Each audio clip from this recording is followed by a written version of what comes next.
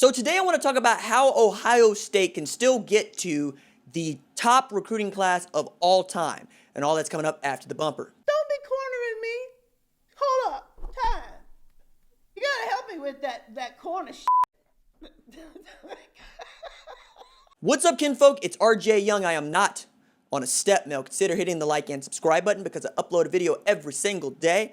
It's always college football related, sports related. We have a good time. Today, I want to talk about how Ohio State's 2021 recruiting class can still get to the highest ranked recruiting class of all time. They are chasing 2010 Florida, which put together a 28-person class that reached a total of 324 points, .62. So that's the number to achieve.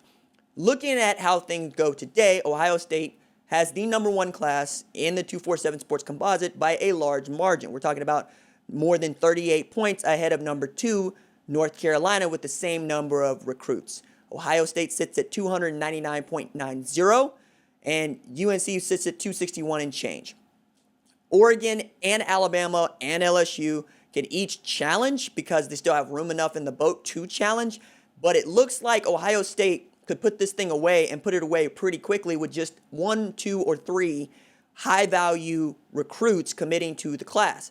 So I ran the numbers, and really we're talking about Alabama could probably finish number 2 along with Georgia just because that average for their player has been tremendously high, and Ohio State having 18 to Alabama's 14 is really what we're talking about. But as Ohio State picked up 5-star Tommy Brockermeyer yesterday, go along with J.C. Latham, who we'll talk about here in a little bit, and James Brockermeyer, who is one of the top centers in the country and a 4-star player. You still have room with a guy like, say, Jalen Milroe, who they're still trying to flip from Texas, and on it goes.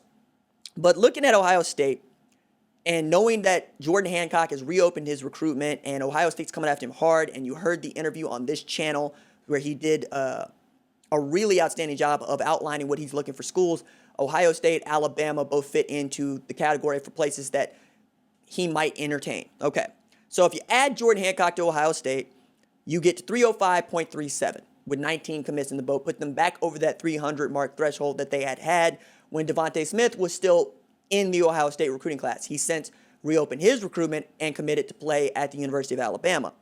If you add 5-star wide receiver and Oklahoma target Emeka Egbuka, you get to 312.34. Though Egbuka is very close with Caleb Williams, and Caleb Williams is the top quarterback in the 2021 composite, there's still a chance that he could end up at Washington as well, which is his home state. And he could be joined by another Ohio State guy like JT, or Ohio State guy, a guy that is considering Ohio State, and JT Tuimoloau. Now, if you were able to get Hancock, Egbuka, and Tuimoloau to commit to Ohio State, you're talking about a score of 318.79. You're still 6 points shy with those 2 5-stars and that high-value 4-star, but you get closer. Now, if you were able to get those 3, you are within striking distance of that 324.62 mark. And the way for you to get over that would be to flip J.C. Latham from Alabama. That would give you a score of 323.37 if you're Ohio State and you're rooting for Ohio State. But know this, J.C. Latham is one of the reasons that the Brockermeyer brothers decided to commit to Alabama in the first place. And this is just about 6 weeks after J.C. Latham has committed to Alabama. It's a long way from early signing period. We don't even know if we're going to have an early signing period this year. But that's a guy that we know Ohio State wanted. That's a guy that took an official to Ohio State for the Penn State game. They're still going to come after him, and they still want a top offensive tackle to join this class, which brings me to the next dude on the list, be Tristan Leigh. Tristan Leigh would give you a score of 327.49 if you can get Hancock, Egbuka, Tuimoloau, and Latham to join. 327.49 is well and truly above that score of 324.62, and that would be with just 23 commitments in the boat. We still have 2 scholarships left to spare that you would probably use to pad that lead. Now, this is all pie in the sky. None of these guys are committed to Ohio State, even if 3 of them seem like they could be going to Ohio State at some point or another. I think we're really talking about Leigh and Latham. Leigh, because his recruiting is all over the map. He's going to drop a top 5 pretty soon. I expect Clemson to be on that list, as 53% of Crystal Ball show Clemson as the favorite there, but Penn State's getting a look. Oklahoma's getting a look. LSU is getting a look. He even did an interview with a radio station in the Baton Rouge area where Coach Orgeron does all sorts of interviews. So knowing that he was just entertaining that is huge. He's also very close with guys like Naquan Brown, who's from that Virginia Beach area where Tristan Leigh plays football. And them being close could help in his recruiting. That said, Travion Henderson is from Hopewell, Virginia. So there's a line there if that's the way that they want to go. So if you were able to put all those guys in the boat, you get the 327.49. But if you were able to get Tristan Leigh and not J.C. Latham, you still get to 323.67, which means that you add a 3-star kiddo inside the top 500, and you are over the line, right, for the highest ranked recruiting class of all time. But you also have to really watch what you have here, because every single guy that is committed to Ohio State is coveted by someone else. Everybody from Kalen Johnson to Mise Adeleye to even Kyle McCord, Marvin Harrison Jr., and on it goes, right?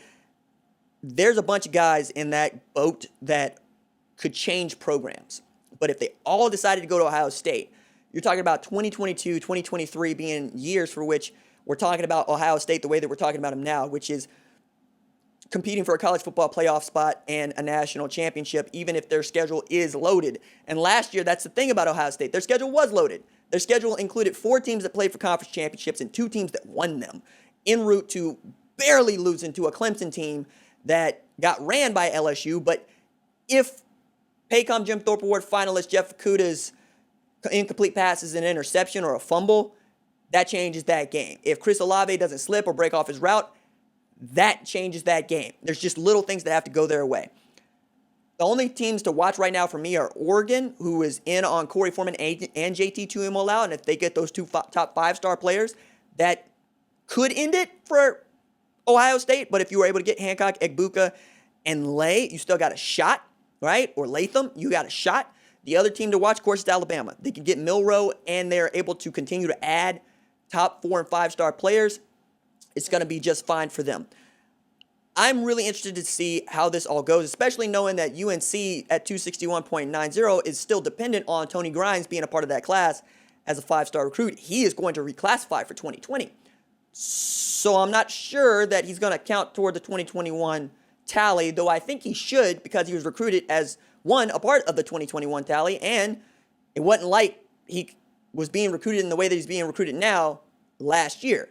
Right? This is also a guy that Ohio State really wanted and just missed out on. It's another reason why they have gone all in on a Jordan Hancock. And, of course, you got to watch Georgia, because with Amarius Mims making his decision on August 15th and a number of other dudes that have Georgia on the radar, like Corey Foreman, like Mason Smith, you're really going to have to watch how that ends for them. All right.